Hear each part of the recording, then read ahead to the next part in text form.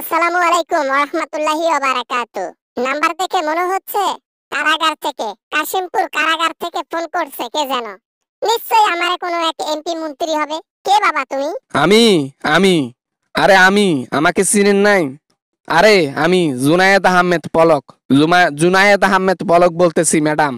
পুটকি মারি ছাড়ি দিলেন আমাদের ম্যাডাম।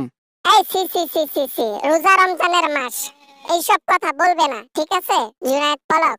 আরে চিন্তা কইরো না, জেলের মধ্যে আপাতত থাকো, যখন ক্ষমতায় যাব বের করে নেব, নো প্রবলেম। কোন ভুলের পাপ যে করলাম, কেন যে আমি নেটওয়ার্ক বন্ধ করতে গেলাম আপনার নির্দেশে, কেন যে আমি নেটওয়ার্কটা বন্ধ করতে গেলাম, ওইটা বন্ধ করায় প্রশাসন সর্বোচ্চ ক্ষিপ্ত হয়ে এখন ডিম দিচ্ছে পিছন দিয়ে। আরে বাবাজি, তোমাকে তো এমনি এমনি আমি নেটওয়ার্ক বন্ধ করতে বলি নাই।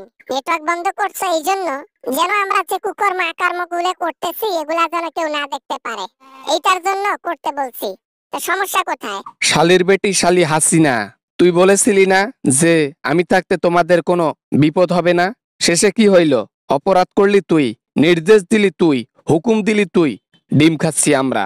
আরে বাবারে গালি দিস না, বাবারে গালি দিস না। আমি বুঝতে পারছি আমি অপরাধ করেছি, আমি নিজে ভেগে এসেছি, তোমাদেরকে ফাঁসিয়ে দিয়ে এসেছি। আমি ভুল করেছি, আমাকে মাফ করে দাও। ক্ষমতা পাইলে ছাড়াবো, সমস্যা নাই। সারা জিন্দিগি ভর যদি মানুষের ভালো ফালাই দিয়ে পারিস, বাংলাদেশের মানুষের যদি উপকার করে বেড়াস, যদি ভালো কাজও করিস, তারপরও তুই কখনো ক্ষমতায় আসতে পারবি না হাসিনা, এটা আমি জানি। তাই এসব আশা দিবি না।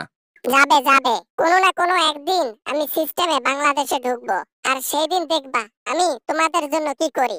তোমাদের আমার লাগবে, তোমরা ছাড়া আমি একা হয়ে যাব, দল গঠন করতে পারবো না। তুই বাংলাদেশে আয়, তোকে সবার আগে আমি উপরে পাঠাই দেব। দরকার পড়লে সারা জীবন জেলের মধ্যে থাকবো, তারপরও তোকে পাঠাই দেব, কারণ তুই হচ্ছিস একটা ধোঁকাবাজ। তুই নিজে বেঁচে আমাদেরকে ফাঁসাই দিছিস। আমি কি ধোকা দিলাম? আমি তো কোনোদিনও তোমাদেরকে ধোকা দেই নাই, ঠিক আছে? যা করেছি তোমাদের জন্য ভালো করেছি। তোমরা তো পালাইতে পারো নাই, এখন দোষ আমাকে দিচ্ছ। এখানে আমি কোনো দোষই করিনি।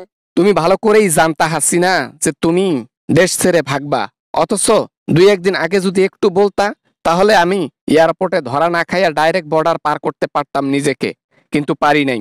সুযোগ তো ছিল, কাজে লাগাতে পারো নাই। এখন সেখানে আমাকে দোষ দিয়ে কোনো লাভ আছে? দোষ দিয়ে তো কোনো লাভ হবে না। এখন গালিগালাজ বাদ দিয়ে কেমনে আমি সরকার হব, এইটার কোনো একটা টেকনিক বলো। ঠিক আছে, আপনি যেহেতু আমার ম্যাডাম, আপনাকে একটা বুদ্ধি দেই। আমার বুদ্ধিটা শুনবেন, দেখবেন যে আপনি সরকার হয়ে গেছেন রাতারাতি। বলেন, শুনবেন? অবশ্যই শুনবো পলক, আমি তোমার বুদ্ধি 100 শুনবো। যদি আমি সরকার হইতে যাই তাহলে যে কোনো কিছু আমি করতে রাজি আছি, তাও সরকার পদবি আমার লাগবে। আবার বলো কি করতে হবে? কিছু না, রমজান মাসের দিন ইফতারের পর বাংলাদেশের যতগুলা জনগণ আছে সবার বাথরুম পরিষ্কার করে, সবার বাথরুম একটু করে চেকে দেখবেন, দেখবেন ক্ষমতা পেয়ে যাবেন। থু থু থু থু থু থু থু, সি সি সি সি, এত বড় অপমান, এত বড় অপমান! নিজের লোক হয়ে আমাকে অপমান করলা? সি সি সি সি পলক, তোমার কাছে এটা আশা করি নাই আমি। আমরাও আপনার কাছে এইটা আশা করি নাই। নিজের শরীর ভাগিয়ে এখন দিল্লিতে গিয়ে পিছন মারা দিচ্ছেন। নিজে সুখে আছেন আর আমাদেরকে বিপদে ফালাইয়া এখন ডেইলি আমাদেরকে সিদ্ধ ডিম দিচ্ছে পিছন দিয়ে। সবকিছু আপনার জন্য হয়েছে। আজকে যদি নেটওয়ার্ক আমি বন্ধ না করতাম সেই দিন, তাহলে আজকে 2-3টা ডিম হলেও আমার পেছন দিয়ে কম পড়তো। এই নেটওয়ার্ক বন্ধের কারণে 12 হালি করে ডিম পিছনে ডেইলি যায়। না মানে আর কি, আমি ওই আর কি বলতে চাচ্ছিলাম যে পলক না মানে রাখলাম, হ্যাঁ গোসল দেব, রাখলাম। একদিন তুইও ধরা খাবি, আর সেদিন আমাদের তো 12 হালি করে দেয়, তো তোর পেছনে দিবে ইনটেক 14 থেকে 1500 হালি, ঠিক আছে? সেটাও হাঁস চড়াইয়েন না, উট পাখির ডিম আর রাজহাঁসের ডিম। হ্যালো বন্ধুরা, আশা করি ভিডিওটা অনেক ভালো লেগেছে এন্ড অনেক এনজয় করেছেন। যদি ভিডিওটা ভালো লাগে অফকোর্স একটা লাইক করবেন, আর চ্যানেলে নতুন হয়ে থাকলে অবশ্যই চ্যানেলটি সাবস্ক্রাইব করবেন। এরকমভাবে সাপোর্ট করবেন, ভালোবাসা দেবেন। ধন্যবাদ সবাইকে।